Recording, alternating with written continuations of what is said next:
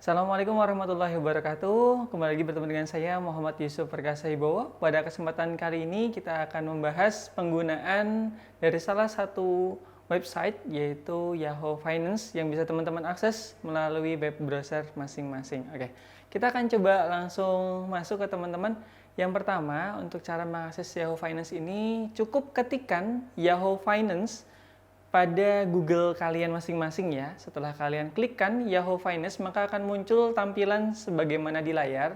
Nah, berikutnya kalian klik aja Yahoo Finance-nya, maka tampilannya akan seperti berikut. Nah, kemudian pada pencaharian Yahoo Finance-nya, tinggal teman-teman masukkan aja kode sahamnya. Kira-kira mau cari kode saham yang apa. Nah, langsung masukkan aja pada contohnya kali ini kita akan masukkan kode saham dari Unilever. Nah, kita ketikkan UNVR.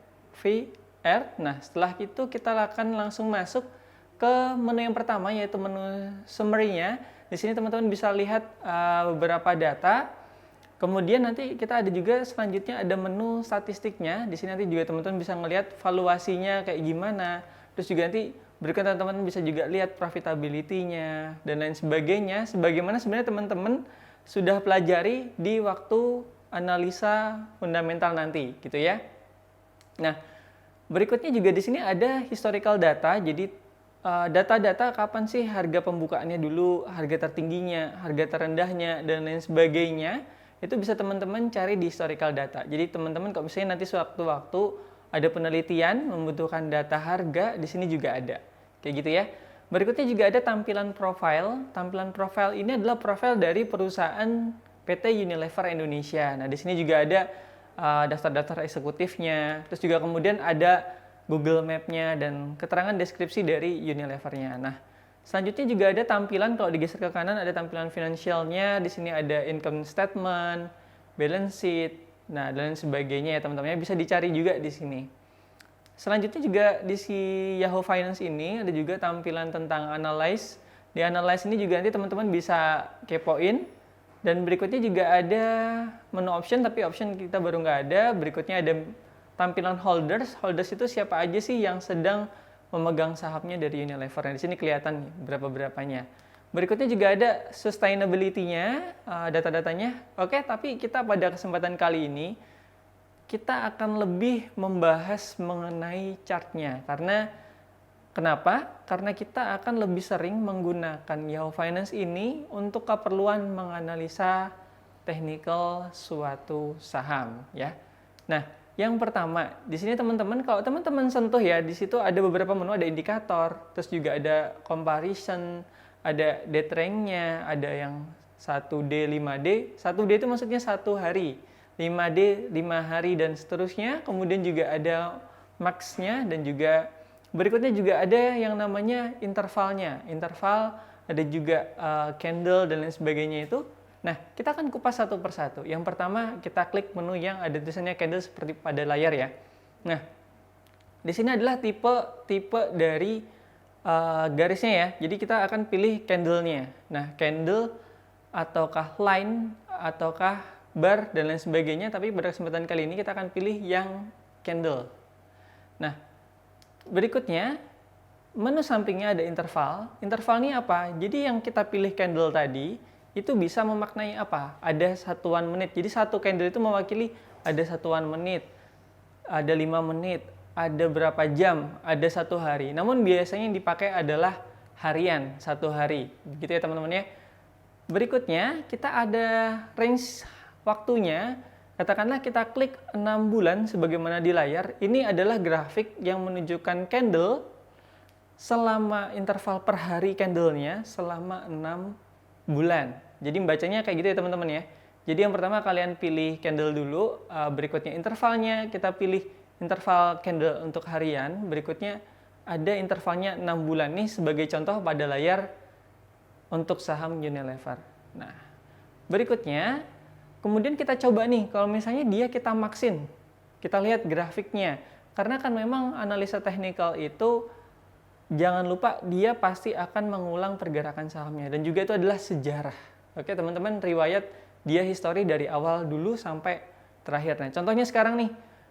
Dulu dia waktu pembukaan ada ini paling bawah, terus kemudian dia naik ke atas sampai mencapai ke harga katakanlah mungkin di layar teman-teman bisa terlihat ya, mungkin paling tinggi itu detailnya ada di kotak itu. Nah, itu adalah detail harga opennya berapa, high berapa, low berapa pada saat itu. Nah, kalau kita arahkan kursor kita pada candlenya. Nah, kemudian jatuh ke bawah sampai pada saat titik sekarang adalah 4.200 katakanlah. Kayak gitu ya teman-teman ya. Jadi ini adalah historical kalau kita pilih candle, kemudian intervalnya 1 hari, kemudian kita pilih rentang waktunya adalah selama maksimal ya. Jadi selama ini. Nah, itu terlihat seperti di layar teman-teman. Nah, berikutnya kita ada date range. Kalau misalnya nih ternyata teman-teman itu mau analisa menentukan tanggal sendiri. Bisa nggak sih? Bisa banget. Jadi teman-teman tinggal klik date range-nya, kira-kira mau dimulai dari bulan apa, dan tanggal apa, dan berakhirnya ke bulan apa, tinggal kalian klik aja, kemudian klik apply. Nah, maka contoh nih pada layar, kita coba tanggal 17 Oktober sampai 17 Desember. Nah, maka tampilan akan berubah seperti ini. Penggunaannya adalah candle, interval harian, dan di sini adalah range pergerakan harga dari tanggal 17 Oktober sampai dengan 17 Desember. Jadi terlihat ya ada penurunan terus ke bawah. Kalau teman-teman lihat sebelumnya memang pergerakan sahamnya baru turun ya teman-teman ya. Nah, berikutnya kita ada yang namanya comparison. Comparison itu berarti apa? Membandingkan saham. Jadi misalnya saat ini kita buka Unilever. Ternyata kita juga mau bandingin dengan saham yang lain, dengan mungkin satu sektor yang sama. Contohnya ada Aisyah ya, tapi pada kesempatan kali ini kita nggak akan ngomparin langsung, kita akan cuman contohin kalau teman-teman mau langsung klik aja, nanti otomatis nanti grafiknya akan muncul 2 grafik dari 2 saham, kayak gitu ya. Kita akan next aja, teman-teman. Nah, pada kesempatan kali ini nanti kita akan lebih jelas membahas tentang moving average. Nah, moving average ini adalah suatu analisis yang digunakan orang-orang untuk menentukan kapan dia beli dan kapan dia jual. Nah, moving average ini teman-teman bisa dapati pada menu indikator. Sebenarnya banyak banget analisa yang bisa teman-teman pilih. Pada kesempatan kali ini saya pilihkan moving average yang memang biasa digunakan para investor pemula untuk memudahkan teman-teman kapan timing waktu beli dan juga menjual. Nah, di sini kita klik dulu moving average-nya. Nah, kemudian teman-teman dapati garis sebagaimana garis demikian ya. Ada garis merah tertulis di sana, ada tiba-tiba ada garis merah. Kenapa sih muncul garis merah? Pembahasannya adalah berikut ini. Nah, jadi ketika teman-teman ngeklik moving average itu, kalian akan menentukan kira-kira periodenya berapa. Katakanlah periodenya 5, 20, ataupun 50. Nah, pada kasus tadi yang warna merah kok tiba-tiba ada garis nih. Nah, ada garis straight, ya kan? Nah, itu sebenarnya menandakan periodenya selama saya tulis 50, bisa juga diartikan sebagai rentang waktu kalau hari kerja selama 1 minggu adalah 5 hari, berarti kalau misalnya 50 bisa diartikan sebagai 3 bulan, gitu ya teman-teman ya. Mungkin pembulatan aja 3 bulan, sebenarnya nggak juga, kurang dari 3 bulan. Nah, adapun juga kita pilih warnanya bebas. Tadi saya pilih warnanya merah. Nah, pada kesempatan kali ini kita sebagai contoh itu ada period 5, dalam artian 1 minggu kerja ya.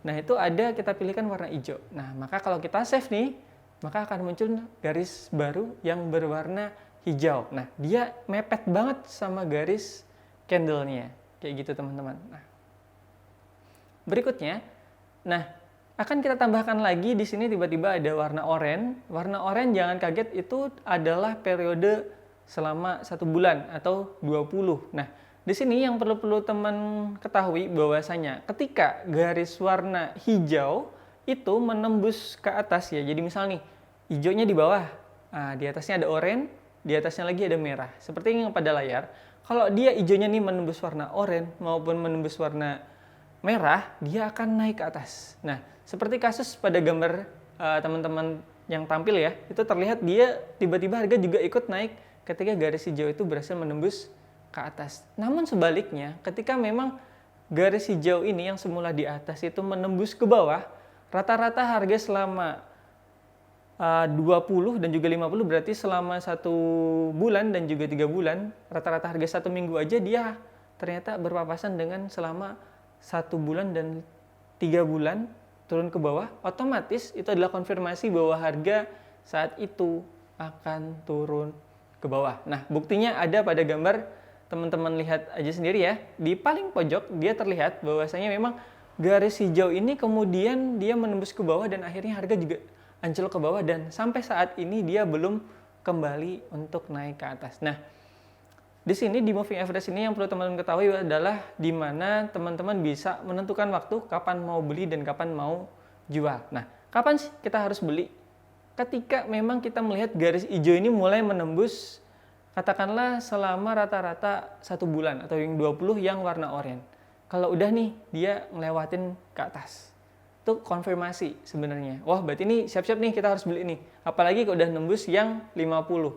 Berarti otomatis kita langsung di situ posisikan untuk membeli. Nah, kapan waktu mau jual? Nah, di sini sekali lagi teman-teman harus menentukan dan jangan greedy.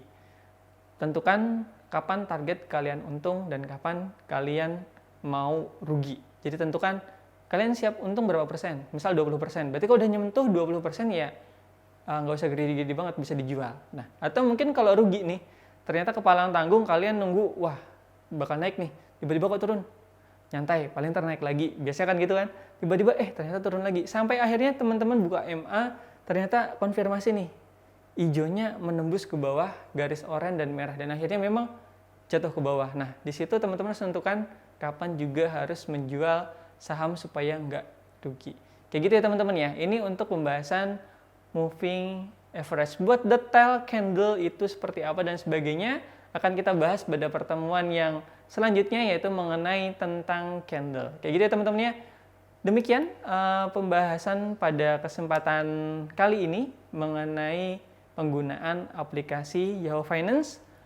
Kurang lebihnya saya mohon maaf dan demikian, minta ampun, minta ridho. Wassalamualaikum warahmatullahi wabarakatuh.